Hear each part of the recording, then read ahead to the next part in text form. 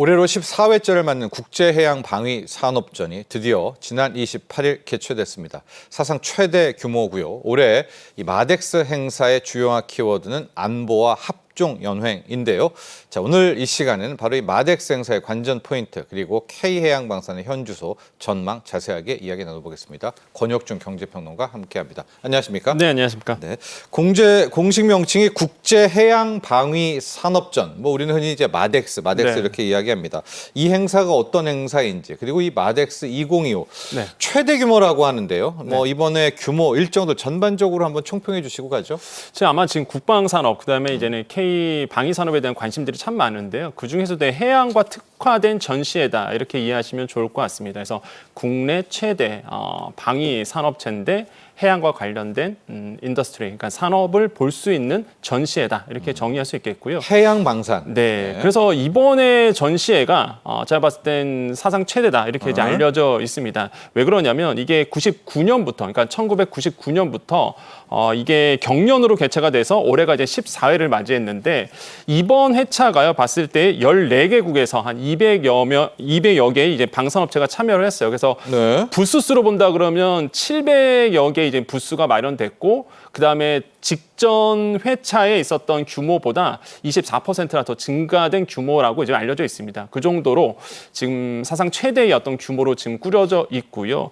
이게 보면은 이제는 참가하는 기업이 굉장히 중요하거든요. 어떤 이제는 기업들이 이 전시에 이제는 들어와서 행사를 하고 있는가가 중요한데 당연히 한화그룹에 이제 3사가 있습니다. 이 그 3사와 그다음에 HD 현대중공업 당연히 들어와 있고요. LIG 넥스원도 같이 이제는 전시에 참가하고 있는데 이번에 1전시관 들어가시면 우측에 이제 한화 3개의 방위산업체 그룹이 함께 이제 공동으로 또 부스를 마련했습니다. 정말 부스 수가 가장 크다 이렇게 보시면 되겠는데 보시면은 이제는 하나 오션이라든지 하나 시스템 그다음에 하나 에어로스페이스가 같이 통합관을 이제 꾸려져 있고요. 여기에서 이제는 무인 함정 시스템이라든지 AI를 활용한 이제는 하나만의 특별한 이제는 하나 그 방위 시스템들을 이제는 이번에 좀 마련돼 있고요.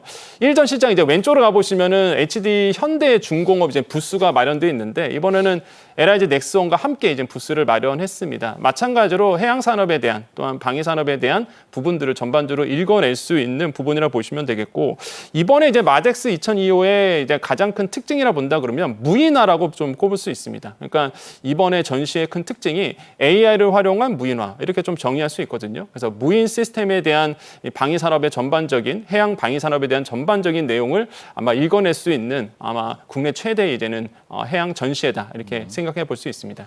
이게 이제 전시회지만 무기의 판매 창구도 되잖아요. 바이어들도 많이 오나요? 바이어라고 하면 군 관계자가 오나요? 어느 나라에서 좀 옵니까? 그렇죠. 보통 방위 산업이다 보니까 대부분 이제 바이어라고 보통 얘기하면은 이제는 그쪽의 군 맞습니다. 그쪽에 있는 해군이 이제 장군들이 와갖고 이제 보통 이제 바이어 역할을 하게 되는 건데 사실상 이제는 아시겠지만 전시회 같은 경우에는 많은 MOU도 체결이 되고 여기서 이제 수출도 많이 이루어지게 됩니다. 이번에도 마찬가지로 그런 어떤 행사들이 굉장히 열렸었는데 아시겠지만 지금 K 방위 산업에 대한 관심들은 굉장히 높습니다. 도널드 트럼프 대통령이 전화를 할 정도로 우리나라에 대한 이제는 방위 산업에 대한 관심들, K 국산에 대한 굉장한 관심들이 많은데. 이번에도 마찬가지입니다. 그러다 보니까 이미 마덱스 2025가 세계 각국의 관심을 좀 많이 받고 있죠. 그래요? 네, 그렇죠. 29개국의 100여 명의 이제는 해외 대표단이 방문을 했는데 특히 포르투갈이라든지 루마니아, 그다음에 폴란드 6개의 방위 산업 최고위급 장성들이 참여를 했습니다. 그래서 저렇게 군복을 입고 있군요. 네. 네. 그 중에서 이제 루마니아 해군 부총 참모장이 와갖고 이런 얘기를 했어요.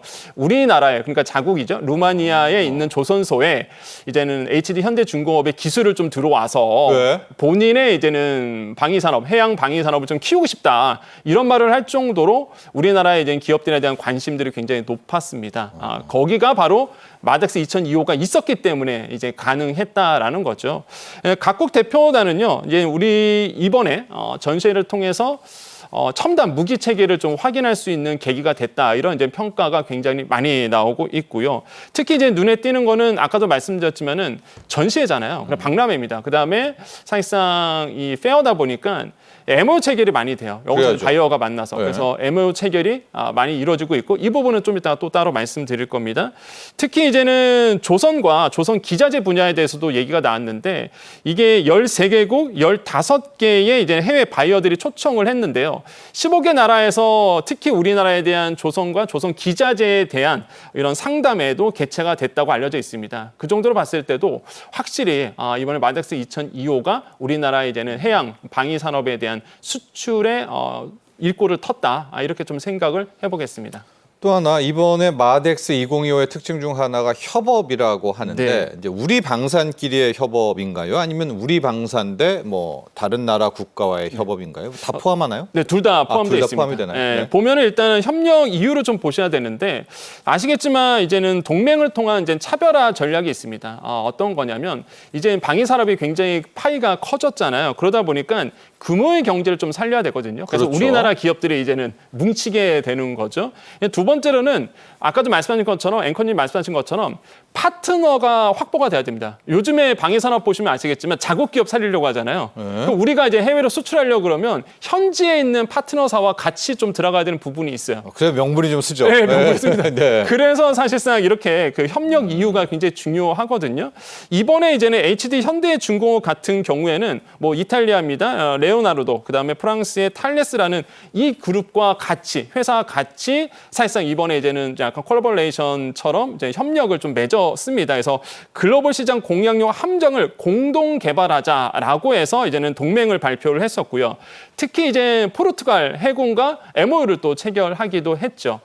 그다음에 이제는 S&T 다이내믹스 여기도 마찬가지입니다. LI 넥슨과 해양 특화 무기를 이제 공개했는데 120mm 이제 자주 박격포라든지 20mm짜리 원격 사격 시스템 이런 것도 같이 이제는 힘을 합쳐서 공동 개발하기로 했고요.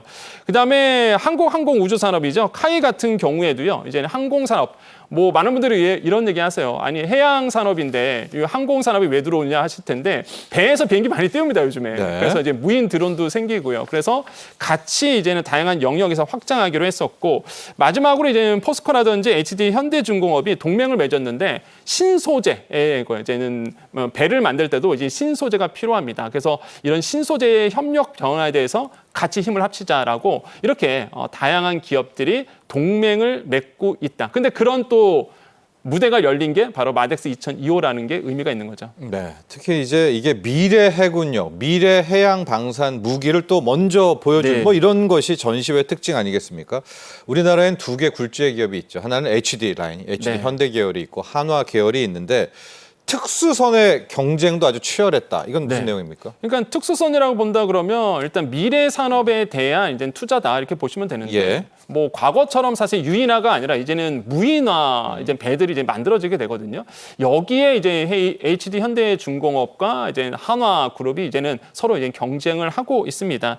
특히 HD 현대중공업 같은 경우에는 수출용 호위함 아니면은 AI 기반의 이런 어떤 무익 전력함을 공개를 했는데요. 이 두 기업은요, 사실 오래된 우리나라에서 계속적으로 경쟁사로 계속 수주전을 이뤄왔었거든요. 뭐 대표적으로 좀 본다 그러면 일단 2000년대 초반에 있었던 잠수함 수주였습니다. 이제 KSS-2였는데요. 그때 이제 지금 나오고 있네요. 이게 KSS-2 같은 경우에는 일단 잠수함 수주였거든요. 잠수함 부분인데 뭐 6척, 3척 건조하면서 서로 이제는 그 시장을 이제 나눠갖기 시작했고 예. 2010년대 이제 중반에 가면은 이제 FFX 이제 배치 2 이렇게 나오는데요. 요거는 이제 호위함이었습니다. 이제 차세대 이제 호위함에 대해서 수주 경쟁이 있었는데 그때 똑같이 뭐 배치 2에 대한 부분은 이제는 내척 이렇게 이제는 좀 나눠가기도 했었고요. 그러다가 이제는 FFX 3 단계까지 왔다가 이제는 이제 KDDX까지 온 거죠. KDDX는 이제 구축함입니다. 이제 호위함에서 이제 구축함까지 이제는 들어오는 건데 차기 구축함 수주전이 지금 열리고 있습니다. 그래서 지금 HD 현대와 이제 한화가 서로 이제는 이 KDDX 사업을 따내기 위해서 이제는 수주전을 지금 하고 있는 부분인데요. 이처럼 우리나라의 양대 기업이 이런 해양 산업, 무기 산업에 대해서 계속적으로 경쟁을 하면서 이게 나쁜 게 아니라 그러면서 상생을 하고 그러면서 이제 우리나라 해양 방위 산업이 점점 더 규모가 커지고 있다는 점이 굉장히 좀 의미가 있다고 생각해 봅니다. 뭐 이야기를 해주셨으니까 여기 조금 더 들어가 보도록 하겠습니다. 이 차기 구축함 프로젝트, 네. 미래 구축함 프로젝트, 이게 말들이 많았던 것이 이 한화오션, 한화계열과 HD 현대중공업 계열이 뭐 좀 본의 아닌 뭐 경쟁이 치열해서 이 사업 자체가 뭐 뒤로 가고 여러 가지 불협화음이 좀 있었거든요. 네. 우리 시청자분들 모르실 수도 있으니까 이 한국형 차기 구축함 사업이 뭔지, 그리고 네. 그동안에 어떤 일이 있었는지, 이게 또 어떻게 풀리고 있는지도 한번 볼까요? 이 기존에 있었던 게 이제 KDX 산업이었습니다. 네. 이제 KDX 시리즈 같은 경우가 일단 우리가 알고 있는 뭐 세종대왕급, 그러니까 이지스함이긴 합니다. 하지만은 사실상 이거보다 조금 더 사실 디지털화된 사업이 이제 KDDX라고 이제 보통 얘기를 하거든요.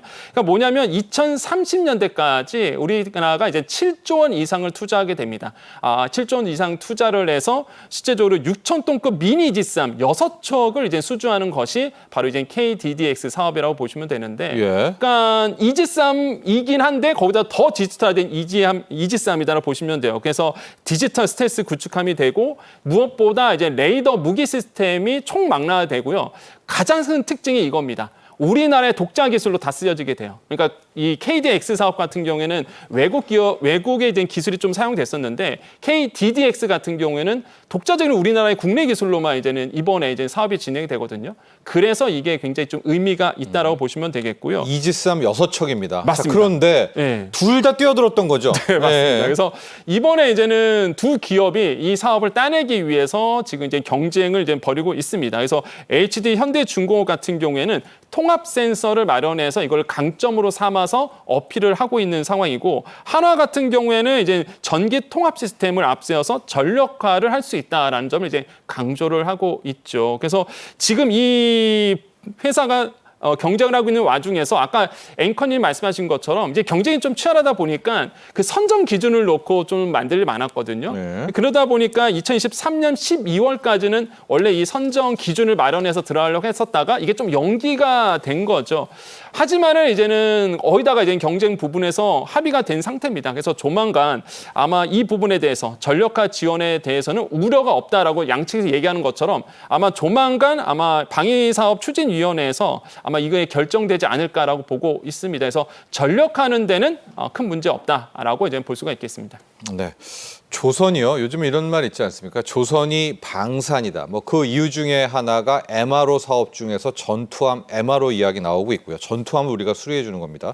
평론가님, 네. 아예 우리 K조선이 미국의 전투함을 네. 만들어주자, 수주하자라는 얘기도 나오는데 이런저런 뭐 자격도 따야 되고 그렇지 않습니까? 네, 잘 돼가고 있나요, 우리? 지금 미국의 전투함을 우리가 만들어주는 거? 했으면 너무 좋겠다라는 네네. 생각을. 하나오션 같은 경우에는 필리조선서를 가지고 있잖아요. 그러다 보니까 뭐 가능성이 더 높다 이렇게 보고는 있는데, 어쨌든 간에 지금 우리는요, 미국 해군에 대한 MRO 사업을 이제는 따낸 상태입니다. 하나오션 같은 경우는 이미 이제 계약이 된 상태인데, 이 미군 해군에 대한 이제 유지, 보수, 정비, 이 MRO 사업이 굉장히 중요한데, 네. 규모를 본다 그러면 연간 11조 원 규모로 알려져 있죠. 그러니까 시장이 굉장히 큽니다. 그래서 우리나라의 조선소가 미국 함정에 대해서 유지보수 정비를 해준다 이렇게 보시면 되겠고, 지금 HD 현대중공업과 하나오션 같은 경우에는요, 이것을 하기 위한 전제 조건이 있는데 바로 MSRA라고 보통 얘기합니다. 바로 함정 정비 협약이라고 얘기하는데, MRO 사업을 하기 위해서는 필수적으로 이제는 조약을 맺어야 되거든요. 이거에 대해서는 이미 뭐 HD 현대중공업이나 하나오션은 이걸 따낸 상태입니다. 그래서 이거는 좀 문제가 없어요. 근데 문제는 이거에 대해서 이제는 군수 지원함에 대한 MRO 같은 경우는 이게 필요한데, 앵커님 말씀하신 것처럼 전투함에 대한 MRO를 하기 위해서는 이거 말고 시설 인증 보안이라는 걸 사실 획득을 해야 되는 거거든요. 이 시설 인증 보안 같은 경우에는 이 미국 정부에 대한 이제는 무기에 대해서 이런 어떤 기밀이라든지 비밀이라든지 최상의 비밀을 지켜 나가면서 미국 정부와 협약을 맺는 인증 시스템입니다. 그래서 이 시설 인증 보안을 받아야 되는데, 시설 인증 보안을 만약에 계약을 맺지 않으면 RFP, 그러니까 사실 제안서에 열람도 할 수 없어요. 그러니까 아예 시작조차 못하는 겁니다. 근데 우리나라의 이런 HD 현대중공업이나 하나오션 같은 경우가 이 시설 인증 보안을 아직 획득을 못한 상태예요. 아, 그래요? 네, 그러다 보니까 뭐 MRO에 대한 부분을 예. 넘어서 사실상 수주전에서 뛰어들지 못하는 부분이 있거든요. 예. 그나마 하나오션이 필리조선서 인수하면서 그 당시에 필리조선서 인수할 때에 바로 이제 시설 인증 보안을 이제 신청하는 상태입니다. 근데 이게 보안 인증을 받기 위해서 1년에서 5년 정도 걸리거든요. 획득은 없네요. 예, 네. 이게 획득이 안 됐어요, 아직. 그래서 네. 지금 이건 좀 시간이 걸릴 수도 있다. 이걸 획득해야지만 사실상 뭐 미군 군함에 대해서 시설을 들어갈 수 있겠죠. 그러다 보니까 구축을 들어갈 수 있기 때문에 이게 일단 우선시 돼야 된다라고 좀 말씀을 드립니다. 네. 자, 마덱스 2025 이야기 좀 더 해보도록 하겠습니다. 여기에는 뭐 다양한 LIG, 넥슨, 하나 시스템 뭐 이런 우리의 방산 업체들 다 와 있고 네. 신기술들이 많이 선보였다라고 하는데 그 기술들 조금 세부적으로 하나씩 소개해 주시죠. 네, 역시나 이제 무인화가 가장 큰 핵심이라고 좀 생각을 해봐요. 왜냐하면 러시아나 우크라이나 전쟁을 통해서 무인 드론에 대한 굉장히 그 경제성이라든지 전략화에 대해서 모든 나라들이 다 인정을 해버렸거든요. 그래서 해군도 마찬가지입니다. 이거 무인화에 대해서 굉장히 고민이 필요해 보이고 이번에 이제는 마덱스 2025를 통해서 이 무인화 함정에 대해서 가장 큰 관심을 그래서 이제 받고 있죠.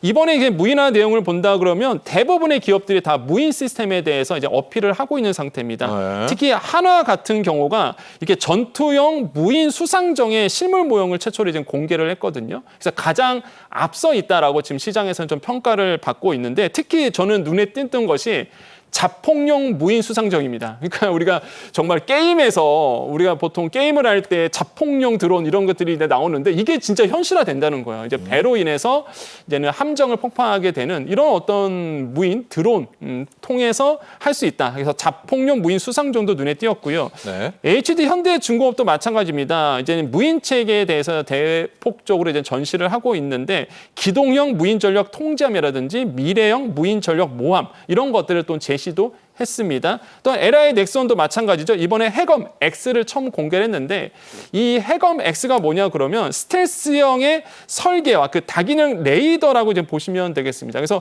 이거를 통해서 무인 수상정을 이제 제작을 했거든요. 그러니까 이게 실제로 보여지면서 이거 LI 넥스원도 이런 부분에서 뛰어들었구나라는 것도 이번에 입증을 받았고 현대 로템 같은 경우에도 아마 그러실 거예요. 아니 이 해양 산업전이고 해양 방위 산업인데 왜 현대 로템, 왜 궤도 차량 그러실 텐데 수상정이 있습니다. 수상 착륙함이 있거든요. 그래서 이 현대 로템도 같이 이제 콜라보를 하고 있어요. 그래서 다목적 무인 차량 4세대 HR 이제 셰르파를 이제 공개를 했는데 여기서 말하는 이제 다목적 무인 차량입니다. 한마디로 배에서 이제 해륙으로 진출하기 위해서 육지로 진출하기 위해서 가는 이런 범용성을 가진 이제 전투 차량을 보시면 되겠는데 상륙 작전에서 쓰이죠. 그 다음에 지휘소 차량도 쓰이고요.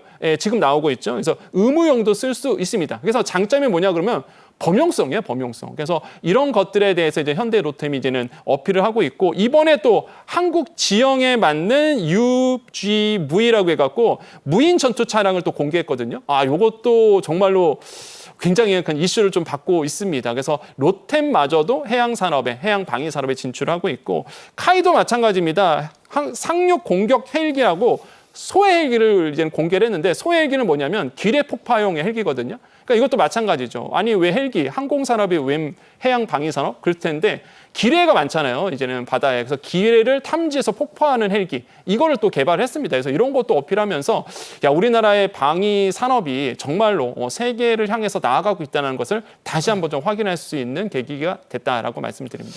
우리가 자율주행이 있어서 어느 정도 이 땅 쪽은 이 무인이 좀 이해가 가는데요. 평론가님. 네. 무인 전력함, 무인 전력 모함 이야기를 또 네.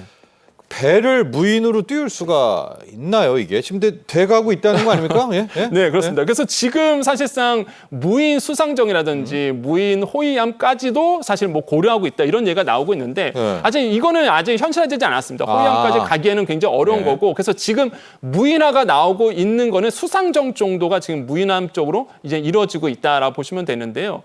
근데 이런 어떤 기술에 대해서 이제 많은 부분에 대해서 좀 논란은 있습니다. 왜 그러냐면 사실 만약에 이게 무인화가 된다 그러면 과연 누가 책임을 질 것인가에 대한 사실 윤리적인 문제가 지금 좀 시장에서 나오고 있거든요. 그렇죠. 또 배도 크잖아요. 네. 예, 만약에 구축하는데. 예. 만약에 무기를 무인화해서 올렸는데 잘못 오발이 됐거나 그러면 누가 책임질 거냐에 대한 시장에 대한 윤리성 문제가 좀 나오고 있어요. 그래서 네. 이 신뢰성이라든지 윤리성의 문제에 대한 부분들이 먼저 필요하지 않느냐라는 이제 숙제를 좀 안고 있는 부분들이 분명히 있습니다. 아마 이번에 마덱스 2025에서도요 이 문제가 같이 또 나오기도 했어요. 그래서 우리가 앞으로 나아가야 될 방향을 어느 정도 이제는 제시를 했다. 이런 부분에서는 좀 전 의미가 있다라고 좀 생각을 해보겠습니다. 네, 이번에 K방산, 그중에 K해양방산입니다. 마덱스 2025. 보면 이게 거의 대부분 우리 기술로 가고 있거든요. 네. 현재 우리 방산 기술력, 뭐 다른 말로는 자립도 어떻습니까? 우리 국산화 기술도 충분한가요? 아직은 좀 갈 길이 멀어 보입니다. 예. 이게 일단은 지금의 이제는 K방산 성장 배경을 좀 말씀드릴게요. 우리가 이렇게 발전했던 이유가 세 가지가 있었는데 뭐 유교 사변을 거치면서 당연히 방위 산업에 대한 투자를 많이 했었고요. 두 번째는 경쟁력, 가격 경쟁력이 있고 그다음에 사실 영업이익률이 사실상 굉장히 뛰어난 곳이 우리나라의 이제는 사실상 방산 기업입니다. 그래서 이런 점들에서 성장을 해왔는데 그런데 아쉬운 점이 말씀하신 것처럼 원천 기술이 아직은 많이 좀 부족해요. 그래서 예. 지금 통계에 의하면 우리나라의 핵심 방위 산업에 대한 한 70%까지는 사실상 이제 국산화율이 됐다. 근데 나머지는 아직 국산화가 안 됐다라고 이제는 좀 지금 표가 나오고 있고요. 이제 통계가 나오고 있고 특히 이제는 원천 기술 확보가 좀 낮은 편이다라는 게 비판이 목소리가 나오고 있는데 대표적인 케이스가 사실상 K2 흑표 전차였거든요. 네. 이미 아시겠지만 사실 파워트레인, 그러니까 변속기 같은 경우가 독일산 썼었잖아요. 물론 지금 해결이 다 됐습니다. 하지만 그런 것처럼 이제 문제가 좀 있을 가능성이 굉장히 있다라는 거죠. 그래서 지금 국산화율을 끌어높여야 되는 숙제는 분명히 안고 있다라고 좀 말씀을 드리고요. 해결책은 역시나 민간 기업과의 협력을 통해서 이루어져야 된다라는 게 이제는 모든 시장의 참여자들의 목소리라고 말씀드릴 수 있습니다. 네, 마지막으로 이것도 정리해 보도록 하죠. 요즘은 다 융합이지 않습니까? 또 하나가 AI인데 해양 방산에는 AI 결합 없나요? 꼭 있어야 될 것 같은데요. 있습니다. 네네. 네. 이번에 이제 마덱스 2025에서 이제 한화라든지 이제는 HD 현대중공업에서 네. AI를 활용한 사실상 무인 체계 시스템을 이번에 공개를 또 했어요. 그래서 많은 어떤 시장 참여자들 참여했던 이제 해군 장성들에 대한 관심들이 굉장히 높았다고 알려져 있는데요. AI 기반 무인 체계 시스템의 시장 규모가요 연간 10% 이상씩 계속 성장을 하고 있습니다. 네. 그 정도로 사실상 고도 성장을 하고 있는 관심이 많은 분야이기도 하고요. 정부는 그래서 무인 체계, 무기 체계 시스템을 만들어 가겠다라고 이제 밝힌 상태고, 그래서 결국에는 이런 AI를 활용한 무인 시스템이죠. AI를 활용한 무인 시스템은 결국에는 게임 체인저가 될 수 있다라는 시장의 전망이 나오고 있어요. 그래서 아마 우리나라도 체계적으로 이 부분에 대해서 이제는 투자를 할 것이다 보고 있습니다. 이런 점들은 우리가 꼭 기억해야 될 부분이지 않을까 생각을 해봅니다. 네, 지금까지 도움 말씀의 권혁중 경제평론가와 함께했습니다. 오늘 감사합니다. 네, 감사합니다.